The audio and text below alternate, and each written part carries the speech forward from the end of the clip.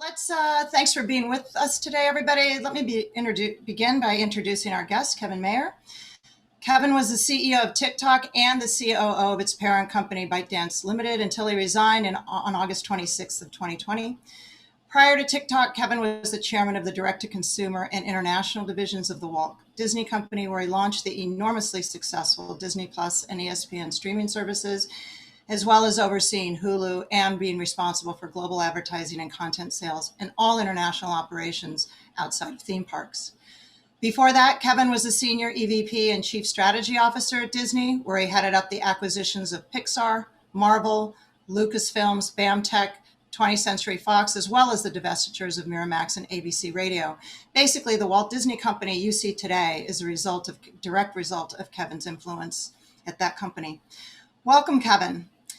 There's so much we can learn from you. It's sort of hard to know where to start, but I'm still reading the 450-page House Judiciary Committee staff antitrust report, which concluded that Apple, Amazon, Facebook, and Alphabet were nearly impossible to compete against.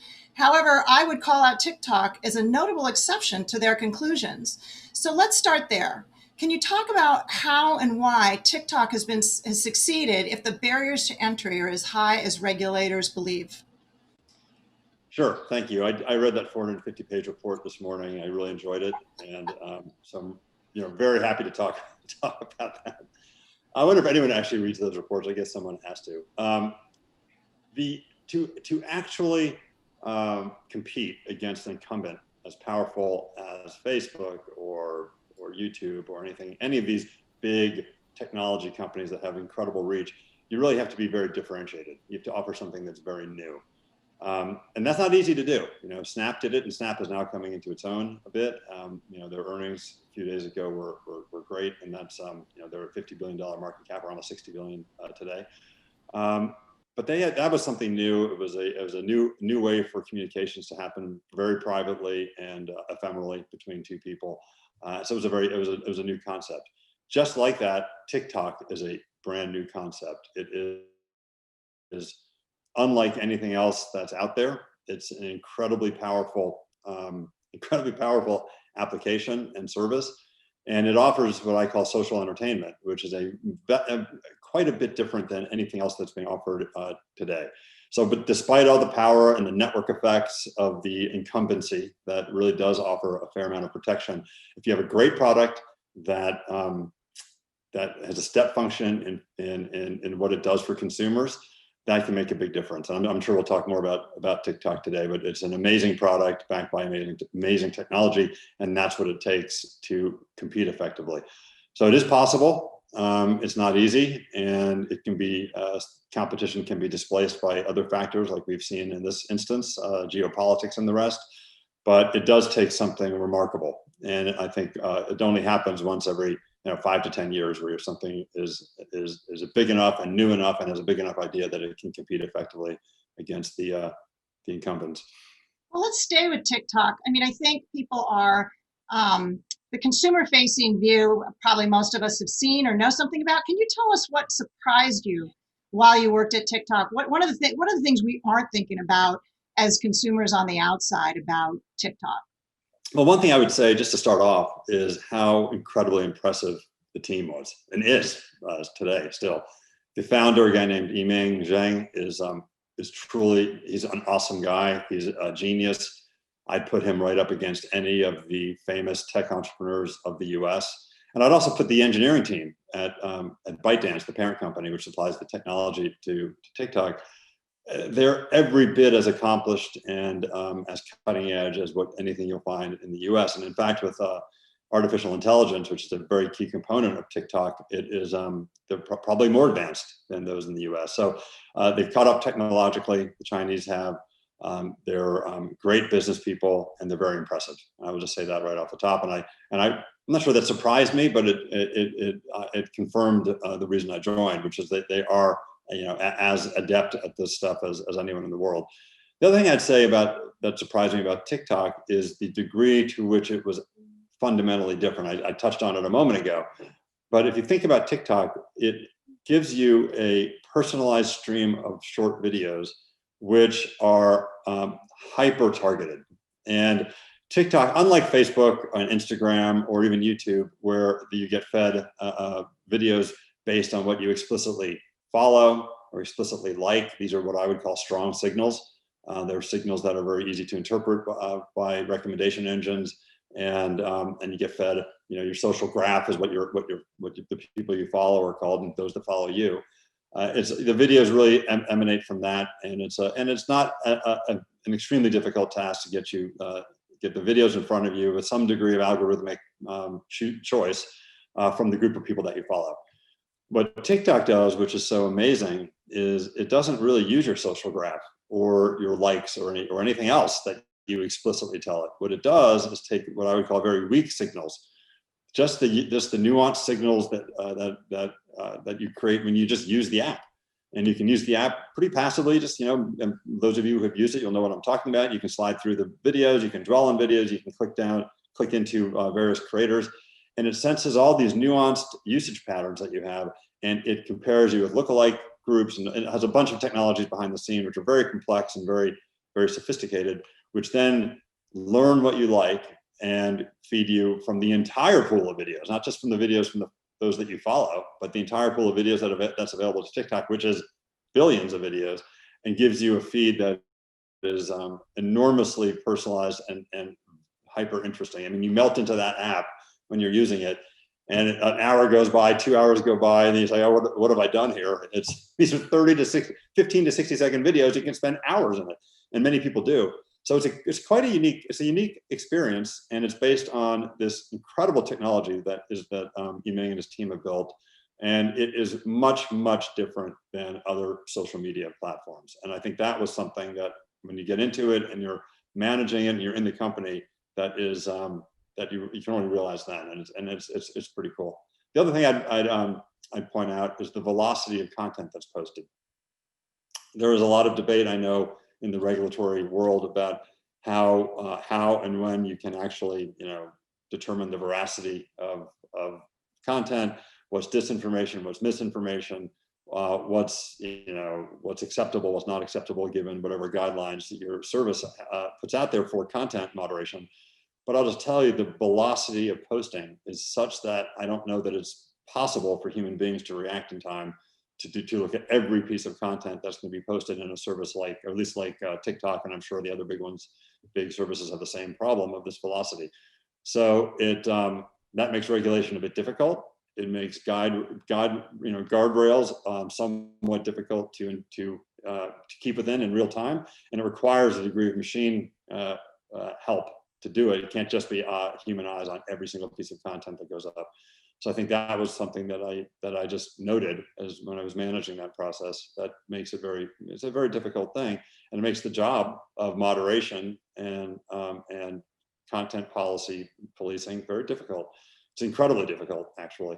And there's also interesting, I'd say, generational issues. TikTok really appeals to a younger set, the 18 to 24-year-olds, or that's the heart and soul of it. But I do think that with the right content, being seeded and the right feedback loops generating, that you can square the corners on a 4-quadrant play, or it's for old and young, male and female, and I think that you'll see TikTok succeeding quite well among all the different demographics at some point. So what's interesting about that is I fight 10 hours a day. I fight about the streaming wars and winners and losers. And, it's interesting because what you're talking about is all user-generated content, what you call in your world UGC, right? User-generated content, which is sort of what YouTube is. And my takeaway from what you just said is that this particular type of content is based on weak signals. It's based on your personal behavior, how much you watch and how fast. But also, it basically says to me, and this is my words, not yours, sort of regulators are becoming less relevant over time, because the other thing you said is that this type of content is so, like, machines have to actually do the allocation because it's personalized. So I guess my question is, when you think about, and no one in my world in the streaming wars, which is produced content, talks about UGC. They ignore it. It's like it's not happening. And yet what you're telling me is and what we know from TikTok's actually consumer numbers, is that people spend hours a day on TikTok. So I guess my question is time and money. So first is time. when you think about the mix of time 3 years from now, under 25 years old, what do you think the mix of time will be? UGC, user-generated content like TikTok, YouTube, and basically machine-delivered types of content to consumers, and then versus produced content like Netflix is doing or something. And then money is the other thing I care about, because really user-generated content tends not to monetize very well. So are they going to be able to fix that? Yeah, well, okay, wow. It's hard to predict the future of these dynamics, and I try not to have a crystal ball. When I was at Disney, we try not to predict too much. We just put ourselves in a position to win no matter what happened, and that worked really well. So I don't like to make crystal ball predictions, but you can kind of tell trajectories rather than, so, you know, and the trajectory of UGC and short form video, generally speaking, it really appeals to the Gen Z demographic, for instance. It's a very high energy, dynamic experience. It connects them to their generation really well. A lot of the memes that come out of these videos are really enjoyed and celebrated by that generation. It's a big deal. So I can't imagine that it won't become a bigger portion of the time and attention that young people spend in media. And as these young people grow and get older, I don't know that they will grow out of that usage pattern. I think that's what there's always a classic discussion of, well, are usage patterns set at age groups, and when people come in and out of that age group, they do certain things, and they age out, they go back to different behaviors. I have a feeling that this sort of behavior is going to stick with these folks as they grow older, because it's so compelling and because it's so much fun and so it's so immersive.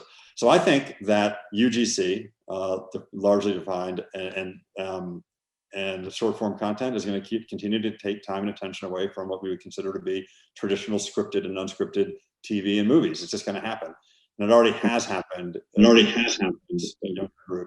So it's going to continue. Algorithmic, delivery of this short form entertainment is going to continue to grow in importance. I think it's almost for sure. I think TikTok and others over time who will emerge, we don't know who they'll be, will be beneficiaries of that. I think that's almost inexorably true. And to the extent that young people spend immersive time in this content, I don't know why it wouldn't monetize, to tell you the truth. I think my expectation, and having spent a few months there at TikTok, my expectation is that it's going to monetize substantially. And if you think about a video service like TikTok, it's a good home for branding campaigns, not just performance marketing, where you have the targeted ads that want you, ask you to download something and pay for it, or buy something and pay for it. Those are great. That's a great use of digital media, and that's where most of the activity is in advertising in places like Snapchat and Instagram and Facebook and YouTube. This is actually good for branding, because it's such an immersive and such a high quality video environment that I think it's going to be able to steal share from traditional television and from performance marketing campaigns, which is hard to deliver on television. So I think the future of monetization is very bright indeed for TikTok and other short form, high quality short form platforms. So I suspect it's going to be an important part of our ecosystem, entertainment ecosystem going forward. Well, and I would have disagreed with you harshly on Monday of this week, because YouTube monetizes about half what I should have, comparing it to professionally produced content. But then I saw Snap earnings, and Snap is exactly like TikTok, all user generated, targeted by your friends, for friends, small groups, and they blew away their revenue numbers, and they raised the rest of the year, and we're all raising estimates for Snap, and that is UGC, user generated content, and they're over monetizing. So I'm sort of much more in your camp today than I was on Monday of this week. Well, I rarely get to convince you of anything, so I'm happy to hear that. It's so hard. It's so hard. I need data. Let's move to competitors. So do you think that this trend towards user-generated content will come with new companies? Or do you think we have the companies, which is Snap, TikTok, and YouTube, and that's going to be it, and they're going to take share from existing, let me call it, streaming and mobile entities? Or are we going to get new competitors in this space, do you think? Well, as I said earlier, I think the barriers to entry here are quite significant. I mean, the amount of, for instance, the TikTok, which has been a successful new entrant, massively successful actually, it took a very substantial investment thousands of engineers working on the product design, the product interface, but most importantly, the AI technology. So, it can happen. It does happen on occasion, but it's only occasional that you can get a competitor that can break through in this hyper-competitive environment. And you have to remember that these apps have what's called a network effect. And once you join an app, once you remember, once you start using TikTok or Facebook or Instagram, you grow it gets to learn what you're doing, and and the more people that are on it, the more UGC, the more content that's on it, and the greater the value of each app, the bigger it becomes. So it has this capability to draw you in and keep you in and retain you as a user. So to break into that sort of dynamic is very difficult. So those barriers are high. So once in a while you get some company that can do it, and I think there's a huge runway for the companies that are in there now to continue to grow. I think there's a inherent growth in Snap, Instagram, Facebook, YouTube, and TikTok. And I don't know what the next entrant will be. So I think that in the next several years, the current configuration of competitors are what you'll see, but they will continue to get share of time and attention from not only young people, but an expanding demographic as they get better and better at targeting those demographics. And then who knows? There almost for sure will be in the next 5 to 10 years a new competitor that we don't know what it is, that will come in with a new step change in their capabilities and a new definition of what this social media space can be, just like TikTok did. And then they'll share the stage with that company. What I don't think happens is when you get to the scale of the players I just mentioned, that just because a new entrant comes in, I don't think it makes those other players completely obsolete. If you think about that space and how things, evolution in general, not every new species cause other species to die off. Some coexist with each other, and I think that's sort of the way you'll see this evolve. Talk about AI, because one of the things you're highlighting, I think all media is moving towards personalization because that engages you longer, right? Media is about engagement because engagement drives monetization. So when I think about AI, and you're saying the huge volume of content that it has to be scanned by algorithms in order to deliver me a different feed from you, a different feed from everybody listening to us on this call. My question is, if you're a regulator, what do you do with that? How do you have to have, do they need to hire a whole section of computer scientists to look over these algorithms? What's the role of a regulator as machines sort of take over media and garner time, more and more consumer time? Look, regulation plays a part, I think. I'm a business person, so I tend to favor less regulation over more. But there are instances, I think, where regulation can play a role. And if you want to have guardrails put on content like this because of societal norms that you want to have followed, or election laws that you want to make sure are maintained, you got to have some regulations in place. But there's always a balance here. There's a balance between usefulness of the app and usefulness of the service, and usefulness and free speech and versus privacy. It does take data. That doesn't take necessarily personal identifiable data, PII, to have an algorithm that learns your preferences and delivers you content that you love. But it does require data to tune the algorithms and to make sure that it's delivering what, given your viewing patterns and your usage patterns, that it can deliver what you love. So there's gonna be a trade-off between usefulness and privacy. And I think society at large, through electing the legislators that they do, will speak about where that trade-off on that spectrum, where that is, because I'm not sure that going all the way in the end of the spectrum to just everything's private, you can't share any data, you can't use data in certain ways, is the right way to go, because that will curtail usefulness very substantially. And just going, make these apps as great as they can possibly be and don't care about privacy, that's also the side of the spectrum that reasonable people probably aren't going to be on. So somewhere in the middle has to happen. The other thing is, if you go too far into exalting privacy over every other aspect of regulation, you're also going to make it very difficult for new entrants to come in, and you're going to make it difficult for new competitors to come in, because one of the ways that these competitors make money and are able to enter the marketplace is through advertising, and advertising requires modern advertising requires data to do the targeting and to provide as much value as possible to the marketers. So you're going to be, if you over-regulate on the privacy side, then you might be killing new entrants too. And so that hurts you on this sort of the regulations, that, the antitrust issues that you might then face. So it's really it's a balance of cost of privacy versus benefits of having less privacy. And so that's going to have to be carefully weighed. And you also have to think about, Laura, the ability to even enforce those rules given the velocity and the volumes I talked about previously, and how effective can one actually be in moderating and controlling what content is on and what is off. So regulations, I believe, that are too fine-tuned and are too specific run the risk of being unable to be enforced, just practically from a technology and human being standpoint.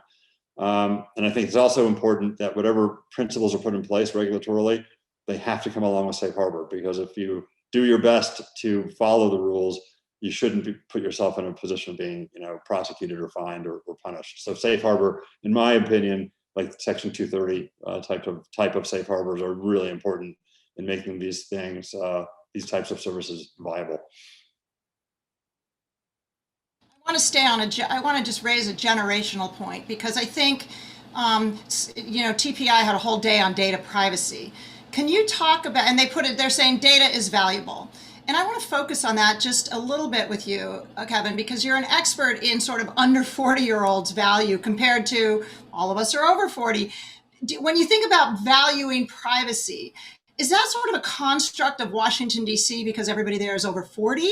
Like the relative value of sort of this schema of Gen Zs, millennials, when you think about how much generationally people value privacy, is this an issue that people are fighting that young people just actually don't care about because they don't really value their privacy near as much as older people? Yeah, well, Laura, I know it's probably hard for you to believe, but I am also over 40, so I can speak from that perspective. I don't know what you're implying, but I'm not over 40. So I've dealt in businesses that are, as you point out, we serve people under 40 by and large. So that's absolutely true. I would say that there's something to that. I think you're making an observation in your question, which is that people, as you get older, you tend to value privacy more. And I think anecdotally, look, I've been in the business. I've seen surveys and things of that nature that would tend to indicate that you're right. Young people value, I think they value social experience and fun and vibrancy and energy more than they value privacy. And then we all learn a little bit as we get older and gain some wisdom, and we realize, hey, especially in these days of these digital apps, it's hard to take back things that are out there. Not impossible, I suppose, but difficult. So we tend to value privacy as we get older, and we know the value we know the destructive nature of a lack of privacy. I think it's definitely true. I think that young people just don't care as much. I'm not sure that they shouldn't care as much, but they don't. And older people care more. I think that's be hard to refute. So look, I think that would argue a little bit towards regulators helping out young people a little bit to have a proper concern for their privacy, which they might not otherwise have. But again, it's just, you got to do it the right way, and you have to allow for principles to take hold, I think, versus being overly specific about requiring veracity checks that are just impossible. I don't know, for instance, how you can expect any platform to look at 10 million videos a day and understand everything about them, parameterize them fully, and somehow deduce whether something's misinformation or not. I think it's, other than the most obvious topics, it's very difficult. It's impossible almost. So you have to be careful on how you regulate. Again, I think it has to be done with care. Okay, so we're going to do a lightning round and mix up the tempo a little bit, and then we're getting really great questions from the 100 people watching us. So we're going to pull in some of those questions because I actually like their questions more than the ones I prepared. But first, we're going to go to a lightning round. So what I'm going to do, Kevin, is I'm going to say a word, and you're going to give the audience the first word that comes to your mind when I say that word. And there's like 10 of them, I guess. So it should go fast. 5G. Future. Gen Z. Users of 5G. Cable bundle. Dwindling. Streaming wars.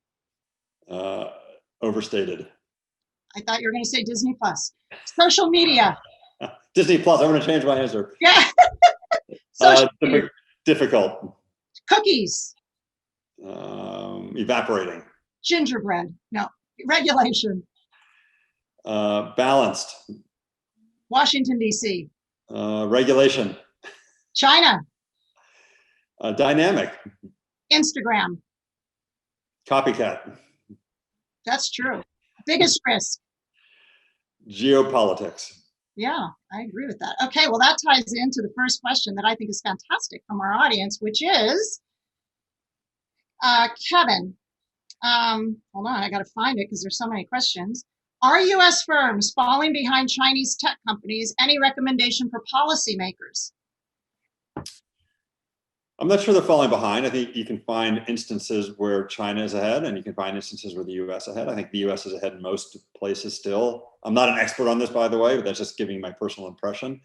I don't know that there's any reason to expect any single country to corner the market on being the best, having the best technology. I think that's probably an unreasonable expectation anyway. And China is going to naturally, China's a big, dynamic, well-educated country with very, as many smart people per capita as we have in the U.S. for sure. And I don't think I think you should expect them to be ahead in certain areas. I think let the market let the market work. There will be some technology that probably favors China, some that favors the U.S., and let it play out. I wouldn't legislate where technology development happens. I think that probably, there are certain cases for national security purposes where you have to be concerned. Obviously, defense technologies, I think we probably went overboard in letting China basically corner the market on vaccine technology and production of our medicines. I think those are concerns that are important, and you have to have those national security concerns. But over and above those basic ones, I think the marketplace should operate. Okay, I have a yes/no question. Is it true that TikTok only uses its data and doesn't integrate data from other platforms? True? I don't want to comment on that. I'm not even sure. I'm not sure. I can't comment on that one. Okay. Before you were at TikTok, did you see short form video being such a big thing? No, actually, I didn't. I was a bit of a doubter of short form video, and TikTok, of course, YouTube has been huge for a long time, but I thought that had hit a plateau. I now see TikTok re-energizing that space and causing it to grow even a lot more. So I became a very big believer in short form video because of my TikTok experience. But why would you go there? Like, why would you go to a platform where you didn't believe in the future of it? Well, I'm tying my going there and being there into one sort of point of view. When I started to really focus, let me restate that. When I started to focus on TikTok in the months before I joined it and realized the power that it had, then I joined it for that reason. So okay. I'm tying that together in one thing. Okay. Disney doesn't have user-generated content yet. Do you think scripted content has to play catch-up? Do Netflix, Amazon, do they have to actually add user-generated content as part of their portfolio, these premium-only subscription services? No, I don't think so. I think the UGC has a place and a platform where it could exist. Look, Disney is difficult to be in UGC content because of the brand parameters that Disney operates within, which I would never violate just to get into the UGC space. So I don't think it's appropriate for brands like Disney to be in that. I doubt Netflix will be under the Netflix brand. They may create a business at some point, which is UGC, and takes advantage of the hundreds of millions of subscribers they will have. But I don't think within the Netflix service under that brand that it makes sense either. That stands for high quality, scripted and unscripted, longer form content.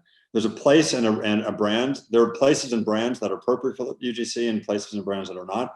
And I think that you will continue to see them separated. So what's funny is here we have a Disney question, and it's funny to me because you were at TikTok less than a year and you spent decades at Disney. And all we've done is talk about TikTok. Decades. Let's talk about, so looking at the acquisitions of Pixar, Lucasfilms, etc. Like I think I read 6 or 7 strategic acquisitions and divestitures you were in charge of. Regulators are concerned about acquisitions.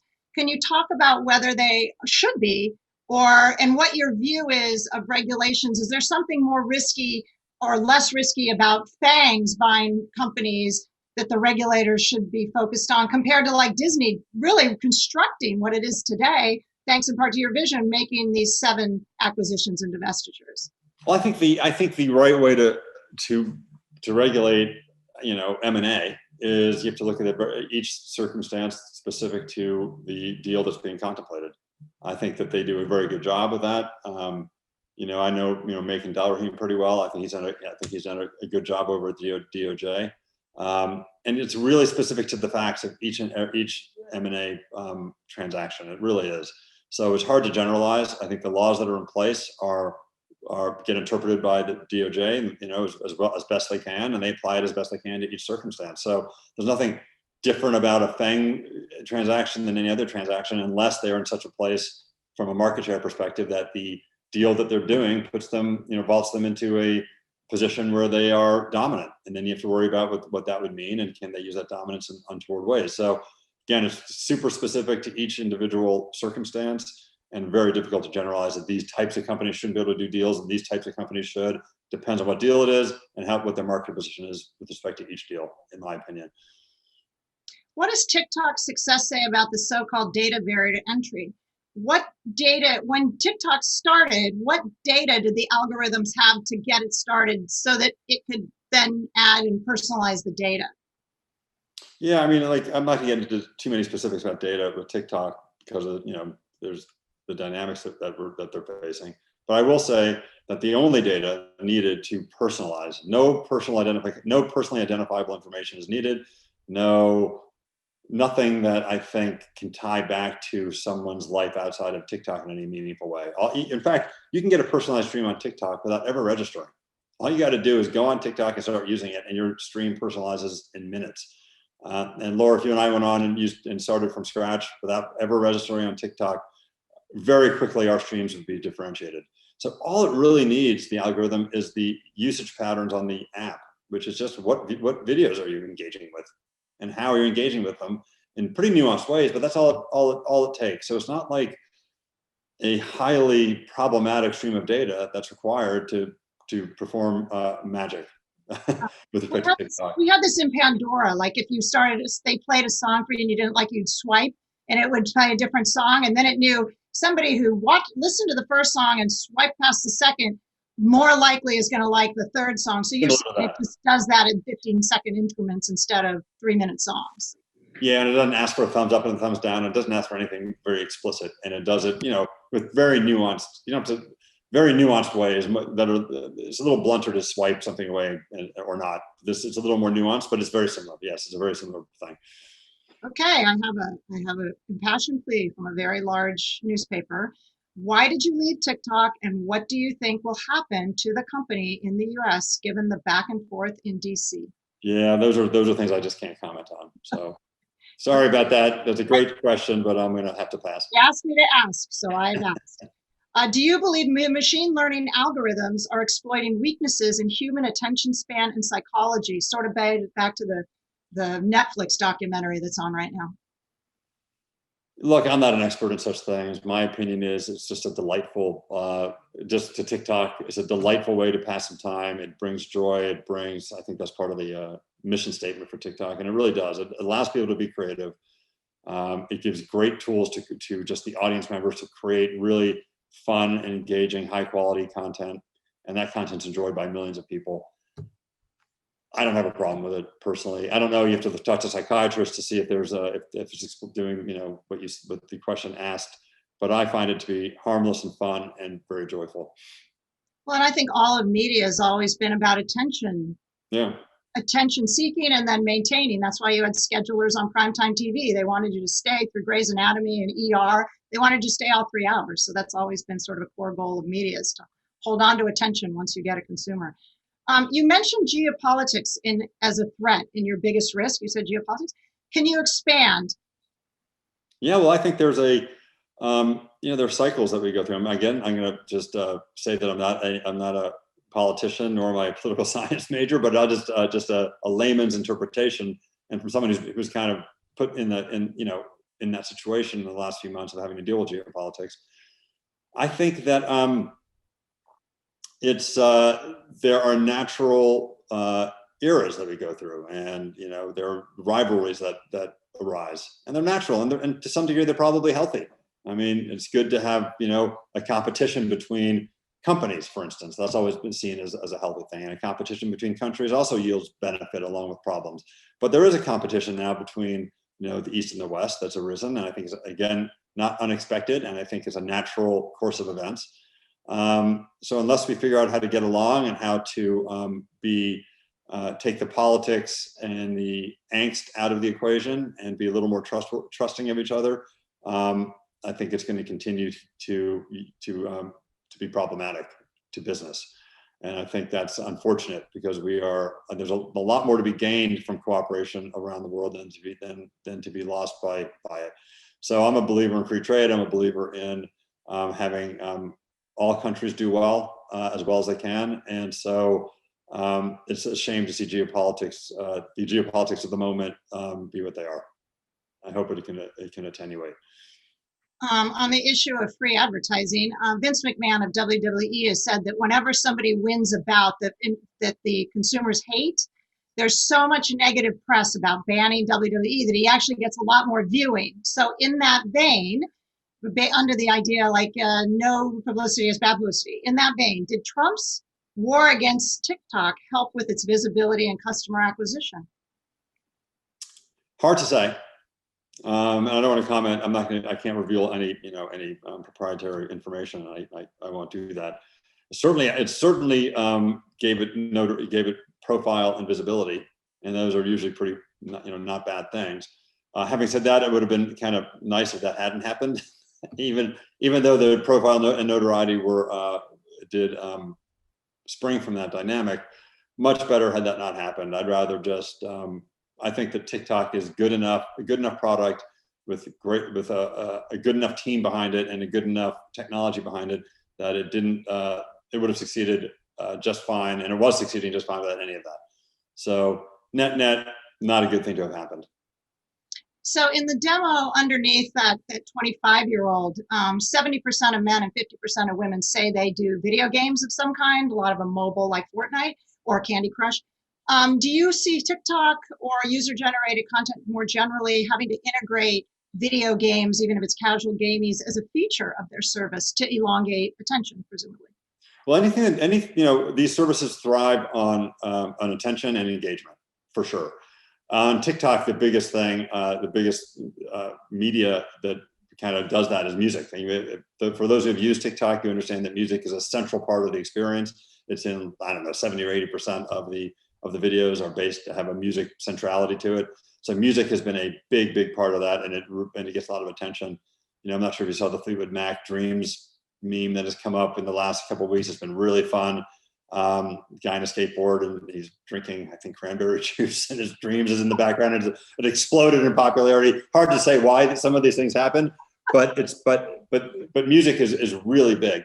Video games are another draw, for sure. And I think that one of the things I was working on there was integrating video games into the TikTok experience. So yes, I think that's another way to drive attention and engagement. And when you drive attention and engagement, it serves a good purpose to keep people involved in the app and spend more time on the app, and then you can monetize them better. So definitely video games is a part of the future. I think it's possible video games eat everything in media, and while no one's looking, apparently. So would you ever be interested in working in a presidential administration? Wow, that's an interesting question. I know, me too. I would have never thought of it. I don't know. I didn't expect that. Sure. Look, I never say never. That could be really fun. I think I would be a great Secretary of State. So Joe, if you want me, or I'm available. That would be it would be interesting. Sure. Yeah. Yeah, well, you'd have a lot of impact, and you're a very good thinker. So I think it would help any administration you're in. Do you think the Chinese believe the U.S. is in long-term decline? That's another good question. I would have never thought of any of these.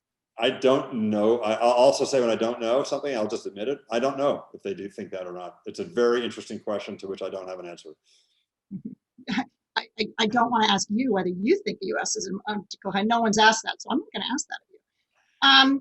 Okay, let's go back to, so we've gone through like 10 or 12 of the questions from the audience. Let's go back to, you've had experience with regulators. How has your experience been as a business person, as a very successful business person at two of the best brands? Best brand, and I would media, as a media analyst, I would say the Walt Disney Company is the best brand and best branding company in media, period, full stop. You've worked with regulators in that capacity at TikTok. You've worked with regulators. Tell me about your experience with regulators as a businessman to date. Yeah, sure. I expected, because, you know, again, most business people prefer to have lighter than more regulation in almost every instance, because it gives you more freedom to operate, obviously, and more degrees of freedom is better to maximize profits and maximize the impact of your business, and even do the right social thing sometimes in business. So it does, freedom to operate, and it's just a positive. Most business people will tell you. But it is entirely appropriate that society has regulations and laws that dictate how businesses do operate. That without them, it would be, you know, unfettered capitalism without without the societies telling you what the boundaries are would be a disaster. I am as convinced of that as I am of anything. So it's good to have regulations that make sense. And I will say that I've been somewhat pleasantly surprised by my interaction with regulators. They're smart, they're dedicated, they are they're reasonable. More often than not, I find them to be reasonable versus unreasonable in my dealings with them. I haven't dealt a massive amount with regulators. It wasn't my job at Disney, and it wasn't my, you know, my full job at TikTok either. But I did have occasion to deal with them, you know, quite often. And I don't have to say, they'll probably surprise you, Laura. I think more positive than negative in my dealings with them. And I've really rarely found like a completely unreasonable reception by regulators. They're pretty well reasoned, and there's a reason that, you know, that they are where they are, and they believe in what they're doing, and they're passionate and they're smart. So I have good things to say about them. Okay, so I'm getting insistence on this question. I'm going to read it to you. See what you do with it. Was it ever brought to your attention the illegal drugs that were being sold over TikTok? Never, and it's the first I've heard of it. Yeah, I've never heard of it either. So I don't. It has an assertion in the question that I don't know. I disagree with the premise. Okay, no, apparently I read you the wrong one. I'm sorry. I thought I'd asked you all these. Okay, I'm just going to go to this other one while I try to understand the question they're insisting I ask you. So let me go to this one, which is my prepared. Scott, please retype the question you're insisting I ask him. I don't know which one it is. Turning to section 230. Let's go to that one. How did TikTok deal with the disparate liability issues around the world to protect TikTok from the content posted on its platform? How much liability should a platform have for the content posted on its platform? Well, all territories have different laws that pertain to what content can and should be on these platforms. And that's entirely appropriate. They should reflect what societies feel is right or wrong. As a business person and as a application, I don't think it's our role to dictate how societies want to operate. So we obeyed. We did our best to obey local laws as they exist, and that's what we did. And we think we did as good a job as possible, and not as good a job as possible. We can always do better, obviously. I shouldn't have said that, but we did as best we could. And we're always improving. We're always improving at TikTok, and we're putting, I think there's something like 10,000 content moderators at TikTok. There's a huge amount of computational power that goes into previewing videos as they go up. So there's a lot of effort, and a lot of investment and expense that goes into it. But I think if you do that, I think there has to be laws that allow you to operate. And if you're overregulated, and if you don't have safe harbor, and if it's not acknowledged that you're doing the best you can do, and that's it. If there are laws that are ironclad that say you have to detect anything that's not true. First of all, how do you define truth? It gets down to those types of questions. What's true? What's not true? Is it reasonable for you to take every single piece of content and be able to determine what's true or untrue? If it gets down to that level of specificity, I think it will collapse and not work. So there are, I think, again, as I said before, the guardrails should be there. They should be principle-based rather than unreasonably detailed. And I think if you do your best and with best commercial efforts to operate within those guardrails, you should be given safe harbor. Okay. Do you think that, just on the issue is a big media visionary, do you think that media is becoming a business of niches? From your hyper-personalization comment, it sort of feels like you're thinking that engagement is going to be driven by this hyper-personalization. So is media becoming a business of niches, in your opinion? No, I would say that the media is becoming bifurcated. It's bimodal almost. There's this very, very long tail niche oriented content that is really powerful. It's YouTube, it's TikTok, it's Snap, it's those services. That's one end of the spectrum, and that was what was contemplated years ago when the internet first arose. You know, the long tail that would be profitably distributed and reach allow content that otherwise would never be made or just distributed to be made and distributed to individuals at very low volumes. That exists, and that's one outcome of the internet. The other outcome that we saw at Disney is that the hits are going to get even bigger and more concentrated and less niche. Now, why would that be? One of the things the internet does and technology has done is empowers consumers to a degree they never had been empowered before. And if consumers are empowered to access content that they really love at the time and place of their choosing and on the device of their choosing, you know, that's going to tend to allow people to aggregate around the highest quality content in ever bigger numbers. Years ago, you'd have to turn on a television set and watch what's on, and whatever was on, you know, among the few channels that were there, you'd watch. So that gave value to mediocre content that otherwise wouldn't have been there. Same thing years ago when you had to drive to a Blockbuster to go rent a movie. If you wanted to watch a movie that night, you drive to a Blockbuster and you go in the store, and invariably the movie you want, the popular movies, the best movies, would not be there. Everyone had rented them already. So you'd end up taking up a movie you didn't love. And so the mediocre content had value that was because of these frictions, and the best content couldn't aggregate as much audience as it deserved to aggregate because of those frictions. And I think when those frictions are removed through empowerment of consumer, that's when you see the biggest things getting even bigger. And that's, I think, the strategy that we took at Disney: do fewer things, do them better, notch up the creative execution, and take advantage of that consumer empowerment. So I think that there's the niche plays, and then there's the really big hit plays. And I think both are enabled by the same technological mechanisms. So one of the things you said about these algorithms, they're so fast. They're scanning like billions of short videos, and then they're making this personalized feed for you based on the weak signals of what you engage in or what you watch. Did you ever have pressure from either the US or Chinese or any other government? You know, France is pretty heavy-handed too. Did you ever have pressure to take down content? Yeah, of course. I mean, we had takedowns a lot. We have a transparency report at TikTok, which explains exactly how many were taken down at the request of regulators, and it's substantial. Yeah, it's not like half the content or anything. I don't remember the exact numbers, but you can go online and find it. It's public. So absolutely. And when it comported with the regulations that were enforced, we would take it down. Or if content was pointed out that didn't comport with our own guidelines. And by the way, TikTok's guidelines were more restrictive than the government than typically than regulations would allow. So regulations were this wide and TikToks were this wide. So we wanted to make it a fun, friendly, place for people to be without having to be concerned about seeing content that would upset them. So our guardrails were even narrower than those that were required by law. But when we were pointed out that content that violated either one, we would take it down. And was that different? Because your rules were narrower? Did that mean that different countries had different amounts of takedown?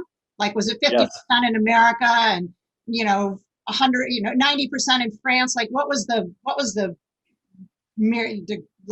difference? Yeah, I'm not gonna be able to. I don't recall that, but it is absolutely public, and there's transparency reports that we put out either every 6 months or every quarter. I forget which, but they're out there. You can find them.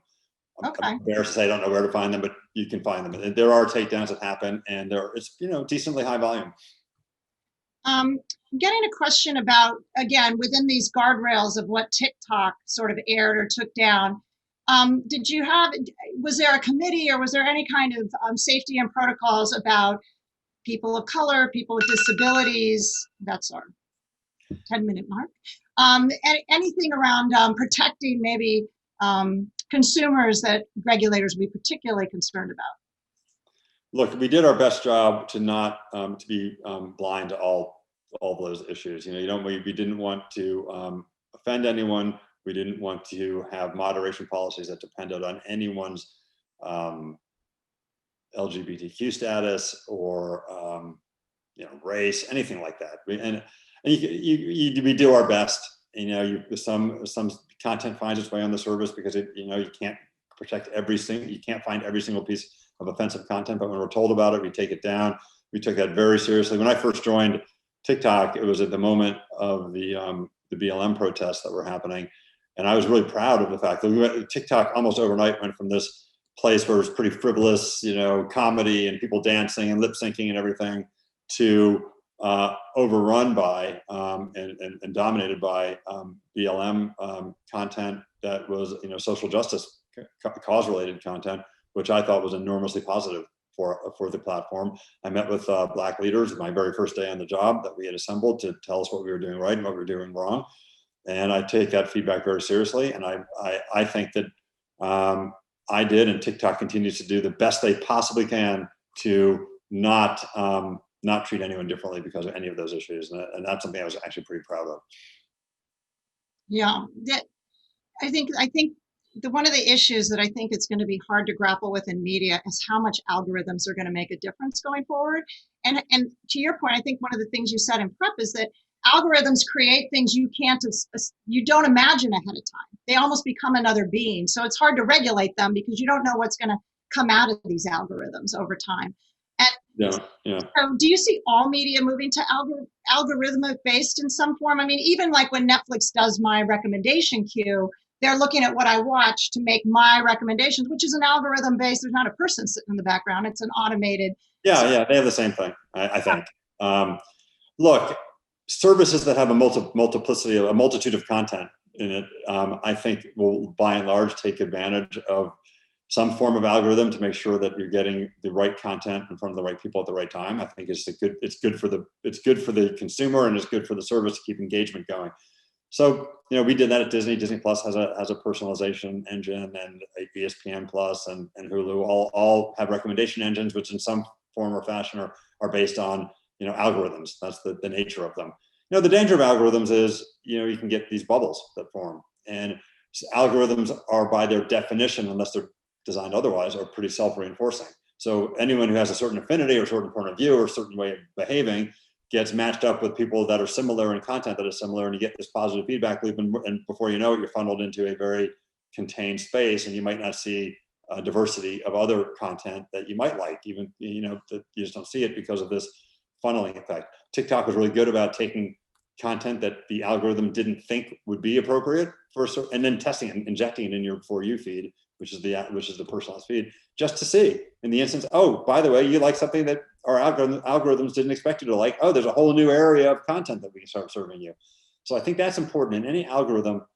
I think it's important, and ByteDance is really good at this, to go think outside the algorithm, not infrequently, to test, to make sure that you're serving people right. And to, by the way, the ancillary benefit is people then also get to see outside their little tunnel vision and see things they might not otherwise have seen. And I think that's just healthy, frankly. I have a quick one on your, do you use TikTok, and who's your favorite TikTok celebrity? Wow, do I use TikTok? Of course I use TikTok. It's great. My favorite celebrity, the D'Amelio family are awesome. I got to know them. They're fabulous. And so I really like them. Allison Ray is also good. The people I dealt with when I was CEO, they're good people. These influencers are actually very thoughtful. They're very smart. They're very driven. So I like to follow them and see what they're up to. The new breed of entrepreneur is. They're really entrepreneurial, Laura. They work hard. They work hard, and they take it very seriously. And I admire them greatly, actually. So one of the things that TikTok has benefited from is that COVID has really taken away a lot of alternative uses for all of us. And that's helped sort of TikTok consumption, I would argue. Do you see those as permanent as the economy reopens? Let's talk about 2022. When the economy reopens and we can go to theaters and we can go out to dinner, do you see the shifts of higher consumption of basically all media do you think it is permanent? Well, it's an excellent question. I suppose it is a function of how much free time you have. So to the extent that you are spending time elsewhere that you otherwise would have been consuming media in COVID times, and you're outside of your house and you're driving to work, and there's all the different things that take up time and attention away from media, there's probably a slight compression effect that's going to happen. I think it's probably inevitable. But I do think that the habits that we have been highlighted during this time of COVID are just an acceleration of what was happening anyway. So I do believe most of the things like TikTok becoming as popular as it has, and people watching Netflix ceaselessly and Disney Plus all the time, and the prominence of SVOD versus linear channels, people watching movies in home versus theaters. I think that some of that's going to be permanent, either fortunately or unfortunately. And I think that habituation goes a long way, and people have discovered that they like doing those things. Okay. People love using TikTok. I don't think that's going to go away just because they have less time, maybe slightly less, but they're going to use it. And it's going to displace time that might otherwise have been spent with Netflix. People love Netflix on the other hand, and that's not going away. People love the experience of SVOD, of subscription video on demand services. That's not going away. People have realized, I think, that movies can be enjoyable at home. And so I think that's probably going to have some impact on theatrical visitation to some degree. How much? Who knows? Theaters are going to still be viable, vibrant places to view the biggest movies for sure. There's no question about that. But there's going to be some shift in consumer behavior. How much is permanent? How much isn't? There's going to be a super, super interesting couple of years to see where it shakes out. But I do believe strongly that the changes we're seeing were inevitable anyway. They just got accelerated. Maybe. I disagree with a lot of what you said in that last. I think the new normal is going to be the old normal, but maybe I've got a little French in me. More things. Well, we'll see. Maybe you're right, Laura. That could very well be right. Yep, that's okay. Reasonable men may differ. Okay, we are up against time, so I am going to say goodbye. And Kevin, it was really a pleasure to interview you. You're such a good thinker, and you're such a great visionary. You've had a huge impact on what my media landscape that I analyze 10 hours a day does. And I really appreciate your service to my industry. So I really thank you for your time. Well, Laura, it's always a pleasure talking to you, and you're great at what you do too. So thank you so much. Thank you very much. You guys, thanks TPI for tuning in. Bye-bye.